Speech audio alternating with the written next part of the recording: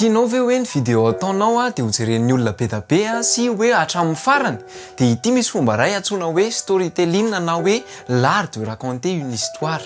Ho azavaiko ato anatin'ity vidéo ity hoe ahoana ny fomba ampiasana azy io ao anatina vidéo. Miarabanao tonga soa eto amin'ny vidéo Mania Nantenaina no anarako.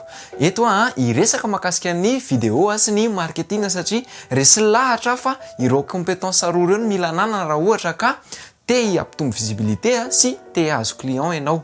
Raha liana amin'izany ianao dia ataovy reto zavatra roa reto. Voalohany amin'izany dia manaova abonnement dia activeo ny cloche notification amin'izay ianao maraka ny vidéo rehetrarehetra avoakako. Faharoa manana cadeau, jereo amin'ny description dia cliquez les liens hoe comment à créer une vidéo qui vende sans dépenser une fortune. Guide nataoko izy io mba ahafahanao manomboka manao vidéo sahady fa indrindra mametraka ny stratégie de vidéo marketing eo amin'ny secteur anao. Tsy haiko aloha ianao fa za mahatsapa frustré kely mihitsy hoe rehefa mandany fotoana manao vidéo fa au final dia zara misy mijery le izy. Misy apahany le izy hoe any amin'ny algorithme mahatonga le vidéo hoe tsy recommandé fa misy apahany betsaka ihany koa avy aty amin'ilay créateur de vidéo no mahatonga an'izay.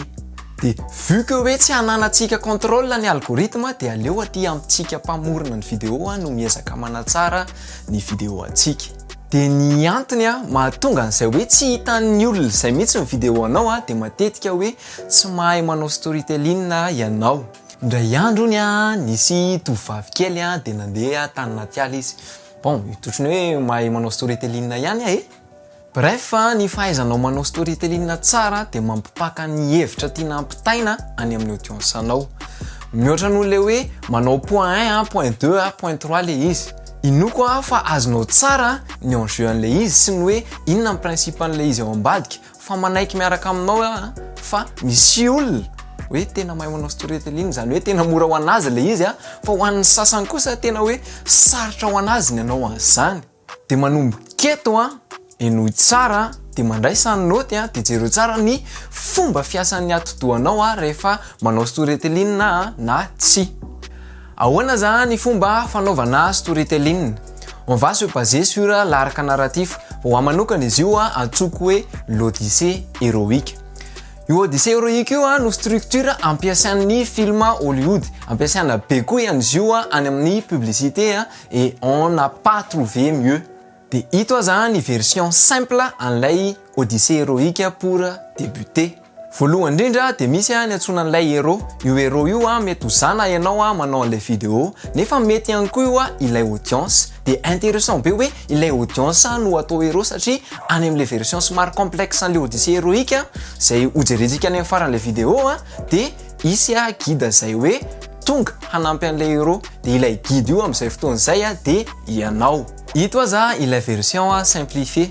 Voalohany indrindra lay envie na motivation du héros. Faharoa manaraka an'izay ireo conflit na obstacle izay lalovan'ilay héros izay manaka anazy tsy hanatratra ny tanjony. Dia ny fahatelo farany inona lay solution sy hoe amin'ny fomba ahoana nahatonga an'ilay héros niova rehefa nampiasa an'ilay solution izy. Andao zaka ohatra somary sarotra isika.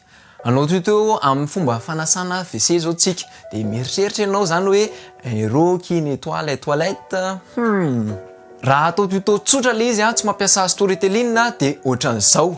Maka vieux chiffon ianao dia maka tavoahangy misy vinaigre ianao dia afangaronao amin'ny rano le izy dia mba ampianao huile essentielle dia rehefa vita izay rehetrarehetra izay dia ararako amin'ny chiffon le izy dia fafanao manodidina an'ilay toilette dia farananao amin'ny brosse à récurer le izy dia alefanao ny rano dia zay raha version atao point par point le izy zany hoe zavatra factuel et c'est tout. Fa raha ampiasaina amin'izay kosa le hoe odyssée héroïque dia toy izao. Franchement ve tsy leo ianao hoe tonga ao amin'ny toilette dia mahita hoe maloto sy maheno fofona maimbo nefa ianao tsy mbola nieritreritra ny hoe anadio akory dia manana vahaolana anao ary enoko fa tena ho tianao izy dia ho resahako atao anatin'ity vidéo ity izay. Eto les motivations le hoe en finir avec la saleté. Zay nolazaiko teo zay ilay point voalohany ilay resaka motivation sy ny envie. Eto vao tonga saina hoe mitovitovy amin'ny argument ana télé achat any andafy lay izy. Coïncidence ve? Tsy haiko. Eny mety manao storytelling ihany koa ve zany ny télé achat? Bref, akato koa ny parenthèse de toizako le izy. Point numéro 2 tsika zao. Tonga eo alohan'ny toilette indray ianao de mieritreritra ao an-tsainao hoe efa intelo sahady zay nanadio an'ity ao anatin'ny adon-droa tena leo à chaque fois ça me coûte une éponge, en plus il faut que je plonge les mains à l'intérieur de nandraindray za hoe tena alohany andeha hiasa mihitsy no mahita an'le izy de sahariva hoe maloto ny akanjo. Ny fomba niatrehako an'izay ho anay tato an-trano de nasiaka tavoahangy kely misy vinaigre nafangaro tamin'ny huile essentielle ao amin'ny toilette.